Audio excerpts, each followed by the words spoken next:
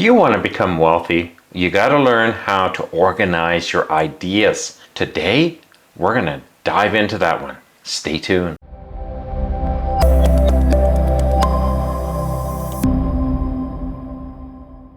Frank Thomas here from Wealth Generation Strategies. Today we're going to be talking about organizing your ideas. I feel that one of the most important concepts you need to develop and create a habit around is learning how to organize what's floating around in the gray matter. You can have a lot of really great ideas, but unless you organize them, and I'm going to show you the steps that I use and I find very helpful, what's going to happen is those ideas will continue to be gray matter floating around in your mind, and you're never going to put order to them. You'll never profit from them. So hey, let's get into profiting from these ideas. Let's get started right away. One of the first things you need to do to organize your ideas is to get them out of your head and get them onto paper or computer. I prefer low tech personally. I prefer low tech because it's non-distracting. There's a blank sheet there. You can just start writing and just write anything. Don't be organized, just write it down, jot it all down. Jot down all your ideas. Even if you have ideas that are outside of the context of the idea that you're working on, jot them onto another page. Allow your mind to express itself in how the ideas are flushed out. You have to remember that ideas in your mind are not organized in a nice sequential pattern because life isn't nice and sequential.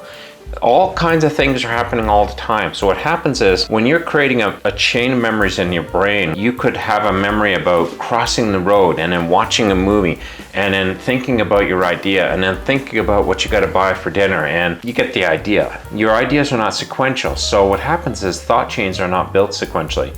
So sometimes you have to take an idea that is persistent and get it written down. So write it all down, jot it all down. Now keep doing this until your mind feels empty, until you feel like you've emptied that vessel called your brain. Don't worry though, that you'll find that when you get to this place, your brain doesn't like empty. It doesn't like an empty void.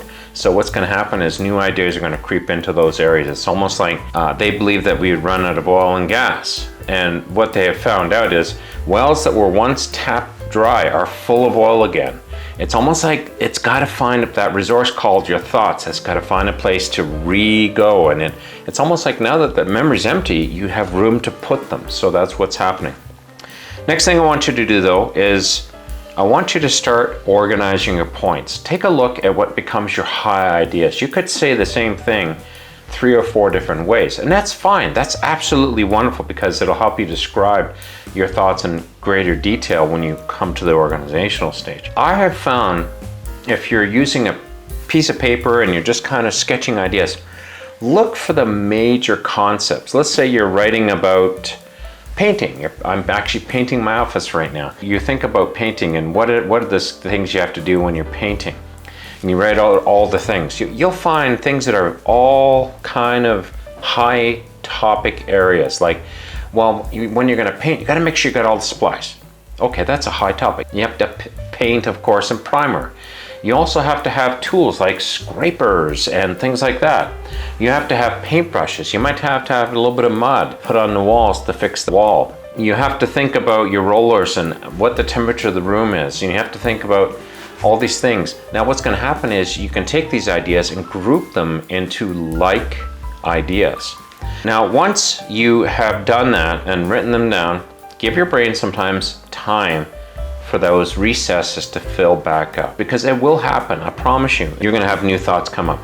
And the cool thing is you're going to have deeper thoughts. It's almost like now that you've emptied out the memory in the computer, now you got room to do other things. That's kind of the idea here. And continue and repeat this process. Don't be afraid to go back to your thought sheet that you're writing out here. Add more to it. As new ideas creep into your mind, write them down. Repeat the process. Rinse and repeat, rinse and repeat, rinse and repeat. Now, how long does this take? Depends on the idea, depends on you. It depends on a number of factors, depends on how busy your schedule is. At the end of the day though, it's not a race. You're just trying to get all those thoughts out, and eventually you will. You never completely get all those thoughts out. You never feel like you got it all out and you're finished.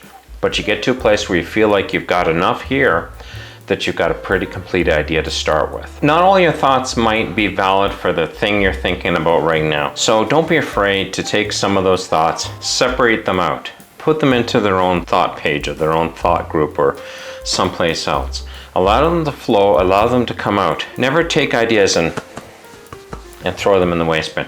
Take the ideas and move them somewhere else. That's okay. That is absolutely necessary for you to get clarity to your thoughts. And allow your brain to continue to percolate. Even while I was doing the notes on here, I had to stop and think for a second because I realized even in my notes, there's a few little nuances that I've forgotten. One of them was the one I just actually described.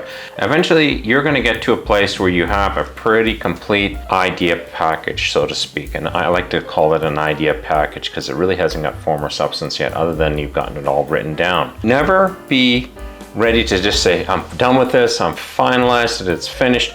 But do decide when you're ready to start making it more formal. And I actually would recommend it to have a confidant you can talk to and talk your ideas through with them and let them give you the ability just to kind of ramble on about the idea even after you've written it down, because writing it down allows you to organize your ideas, but then you start to speak it and hear it while you speak it. It's going to even bring out more to your idea and bring out holes in your idea as well. You think you've kind of gotten the plan, the whole idea set up, but when you start describing it to somebody else, even without their input, all of a sudden you're going to stop and go, oh, you know something, I just thought about something. I didn't think about this particular situation. Start jotting it down. Maybe you don't jot it all down right then, but that you leave a place on your thought page. But then also listen to feedback from the other person. Listen to feedback from the other persons if you have more than one person you're talking to. They're going to bring out ideas, or they're going to twist things around on you in ways that you didn't think about. And you're going to go, that's a really good point. I like that. That's really good. So never be so finalized on your idea that you don't have room for manipulation of the idea. There's multiple revisions of books because the idea is never finished, but they've decided to put a line in the sand and say, okay, the idea is good for right now, and they publish it. And that's the next point. Don't make this a wasted effort. Your brain is not stupid. You go through all this work, you plan the whole idea out, and then you leave it on your hard drive and you never use it. Your brain knows that.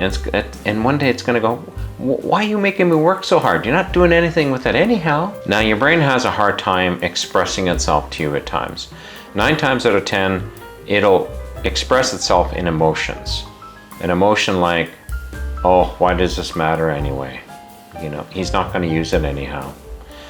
So you need to make sure you use these ideas. Even if you go give a speech, or you write a short novel, or you put a video onto YouTube, or you build a Udemy course, or whatever, it doesn't matter. And you'll find that bringing more people into your ideas actually enhances the idea. Don't be afraid to allow that idea to see the light of day.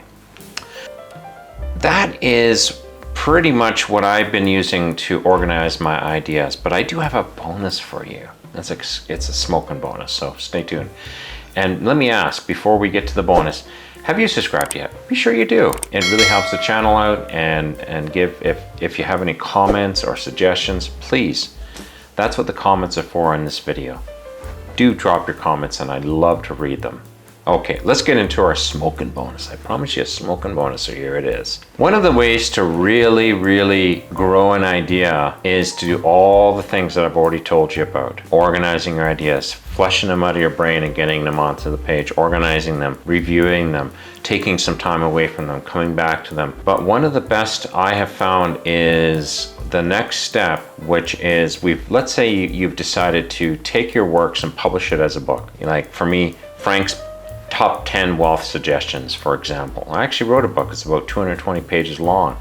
And I already know it needs some serious revisions because it's already seen the light of day, and some people have already read it and have come back to me and said, this is a little confusing. It made sense to me when I wrote it. That's the cool thing. That's why it's okay to have a version 2 and a version 3 of the book. Don't be afraid to let something hit the street, so to speak, and become a public idea that you've created and allow it to grow. You just don't know what it's going to turn into. You have always the ability to revise that idea. It will become greater every time you revise it.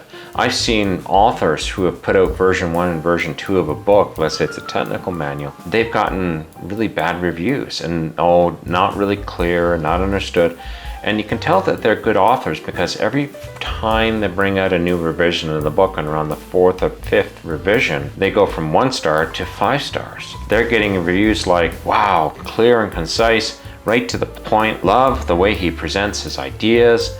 The reason why he or that author got so good at presenting their ideas is because they practiced presenting their ideas to completion. So take your ideas to full completion. So I hope you've enjoyed this video, and I have another great video that talks about essential wealth building skills. Yes, it's Skills Week. It must be Skills Week because organizing your ideas is just a skill and you're learning new skills here. So be sure to check out that video, and if you do, I'll see you over there. We'll talk to you then. Bye-bye.